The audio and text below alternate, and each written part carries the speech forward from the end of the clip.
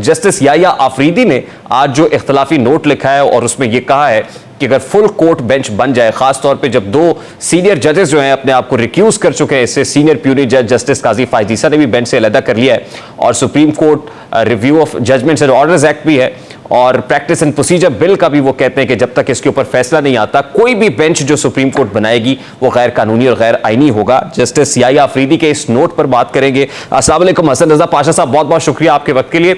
सबसे पहले तो फरमाइएगा कि जस्टिस याया आफरीदी ने जो नोट तहरीर किया है, इस नोट के बाद अब इस बेंच का इस मुकदमे को सुनना आपको लग रहा है कि फिजिबल होगा, या अब ये बेंच वाकई जैसे जस्टिस याया आफरीदी कह रहे हैं बेवकूफ हो जाएगा और बड़ा मुश्किल हो जाएगा कि कोई डिसीजन दे और फिर उसके ऊपर स्टैंड भी कर सके?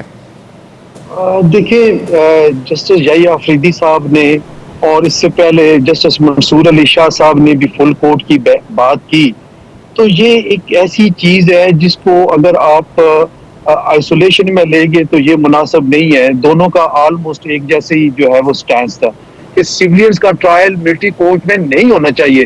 तो क्या देखना ये है कि क्या 6 मेंबर्स का जो आज जो बेंच काम कर रहा है, क्या इनका वर्डिक्ट ये डोमिनेट कर जाएगा उन 11 मेंबर्स पे? बात ये होती है कि एक धड़ा ये कह रहा है कि जनाब चूंकि उसमें आइन में अमेंडमेंट हो गई थी इसलिए वो और सूरत हाल है, लेकिन थिन लाइन है। देखिए, उसमें भी उन्होंने ये कहा था कि आर्मी जो आर्मी कोर्ट्स हैं, आर्मी एक्ट के तहत जो बनाई गई हैं, सिविलियंस का उनमें ट्रायल हो सकता है या नहीं हो सकता, तो उन्होंने कह दिया हो सकता है। लेकिन दूसरी तरफ 102 लोगों की फहरिस्त आज अटॉर्नी जनरल ने पेश कर दी है, जिसको पब्लिक करने का चीफ जस्टिस ऑफ पाकिस्तान की तरफ से इस्तफसार किया गया, लेकिन उन्होंने कहा मैं इंस्ट्रक्शंस लूंगा फिर कुछ कह सकता हूं कि इसको पब्लिक किया जाए या नहीं किया जाए। अब 102 लोगों को क्या कमांडिंग ऑफिसर को हैंड ओवर कर दिया है एटीसी कोर्ट ने? क्या इनका ट्रायल शुरू हो गया है? क्योंकि खासा अबहाम था कल डीजीआईएसपीआर की प्रेस कॉन्फ्रेंस और फिर अटॉर्नी जनरल के पहले रिमार्क्स में।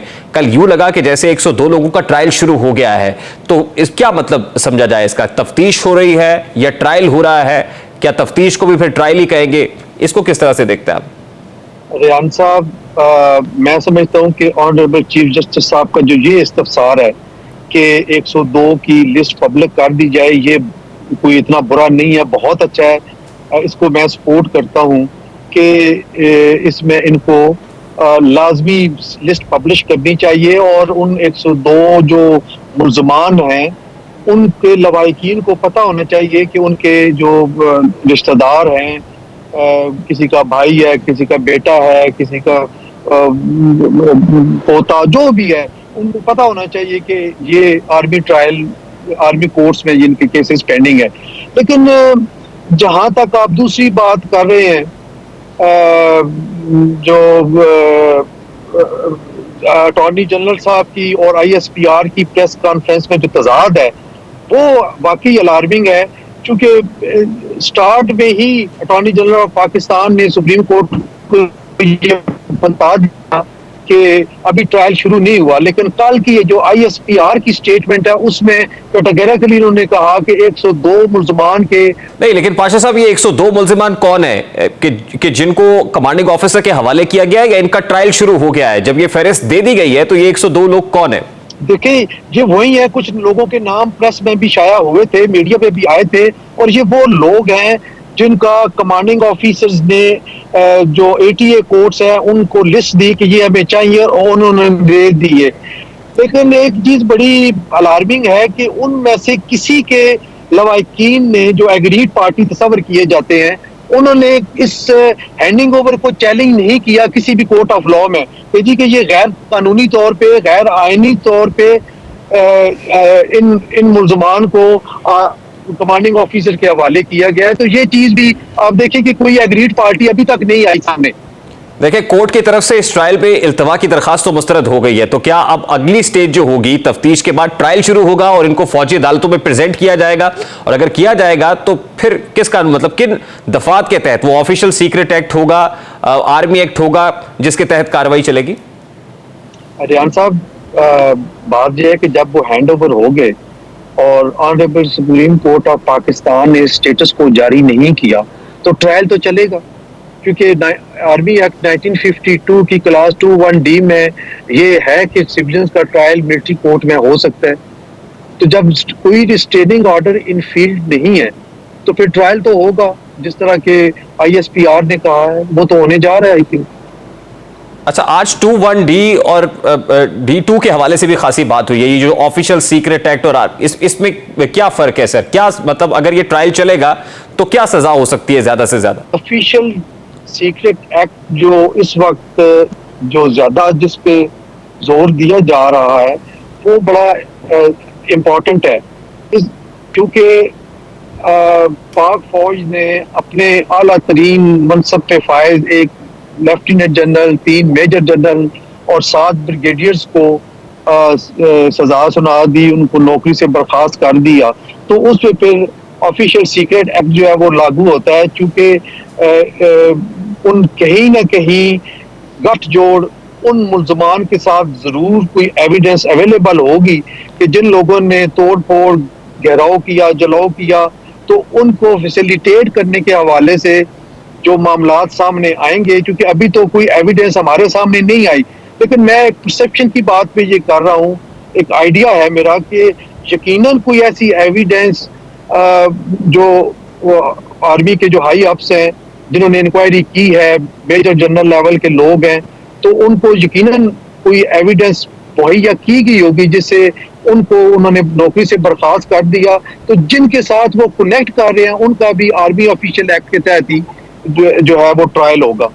ये बिल्कुल अपनी जगह पे है जनाब। वो फौजी अफसरान जिनको बर्खास्त किया गया है नौकरी से, वो भी फौजी ट्रायल का सामना करेंगे तो क्या सजा हो सकती है अगर इस्टेब्लिश हो जाता है कि ठीक है ये सजावार है, इन्होंने जुर्म किया है, और वो सिविलियंस जिनको फौजी अदालतों में पेश किया जाएगा, अगर उनके खिलाफ ये इस्टेब्लिश हो जाता है कि इन्होंने क्राइम कमिट किया है, तो क्या सजा हो सकती है पाशा साहब ज्यादा से ज्यादा? देखिए, बात ये है कि जो तो आर्मी के लोग हैं उनका तो कोर्ट मार्शल भी हो सकता है और सख्त से सख्त सजा भी दी जा सकती है, लाइफ इम्प्रिजनमेंट तक भी हो सकती है उनको। और जहां तक सिविलियंस का तल्लक है उनको भी side by side court martial भी कहते हैं, और उनको उनकी जो एक्ट है उनकी ग्रेविटी और उसके हिसाब से सजाएं दे सकते हैं। 5 साल भी हो भी हो सकती है। इट डिपेंड्स कि हर इंडिविजुअल का कौन सा एक्ट है जो, क्योंकि जब चार्ज फ्रेम होता है तो वो उसको कैटेगरिकली बता दिया जाता है कि ये एविडेंस में जो एविडेंस प्रोसिक्यूशन ने कलेक्ट की है उसके मुताबिक आपके खिलाफ ये चार्ज बनता है। तो वो जब डिनाई करता है तो फिर उसका ट्रायल होता है, एविडेंस प्रोड्यूस होती है, जिरा का मौका मिलेगा। और आज जिस तरह कल ISPR के मेजर जनरल साहब ने फरमाया कि हम उनको सिविलियन वकील करने के भी मौका देंगे, फिर उनको जो है वो अपील का हाई कोर्ट में भी हक होगा और इसी तरह सुप्रीम कोर्ट में भी होगा। तो ये सारी चीजें हैं सामने आपके। अच्छा पाशा साहब, अभी तो 102 लोगों की फहरिस्त की बात हो रही है, कल मास्टर माइंड्स के हवाले से भी बात की गई और फिर कहा गया कि मास्टर माइंड्स को भी, और फिर नो मर्सी का लफ्ज भी इस्तेमाल किया जा रहा है बहुत सारी जगहों पे। तो क्या देख रहे हैं कि आप अभी ये इस फहरिस्त में और नाम भी ऐड होंगे, खासतौर पे जो बड़ी मछलियां हैं वो भी गिरफ्तार होंगी? मेरा ख्याल है कि और लोग भी, उनके नाम भी ऐड होंगे, क्योंकि फैसिलिटेटर और कंसल्टेटर जो है वो लाजमी इन्होंने शामिल करने हैं। क्योंकि एक चीज बड़ी वाज़ेह हो गई है कि इन्होंने सबसे पहले अपने जो लोग हैं उनको साबित कर दिया कि जीरो टॉलरेंस है, और जो इनके साथ कनेक्शन में कॉन्टेक्ट लोग थे उन कोई एविडेंस होगी तो तभी इनको किया है ना, तो बिहार के लोग जरूर करेंगे शामिल। बहुत बहुत शुक्रिया हसन रजा पाशा साहब, chairman executive committee Pakistan bar council, हमारे साथ मौजूद थे। अभी एक ब्रेक लेंगे और ब्रेक के बाद जब वापस आएंगे दुबई में बिलाखिर 2 बड़ों की मुलाकात हो गई है। आसिफ अली जरदारी और नवाज शरीफ की मुलाकात हुई और उस मुलाकात में बिलावल भुट्टो और मरियम नवाज साहिबा भी मौजूद थी। इस मुलाकात का एजेंडा क्या था, क्या डायलॉग हुआ है या कोई डेडलॉक आ गया है, किसी बात करेंगे इस ब्रेक के बाद। हमारे साथ रहिए।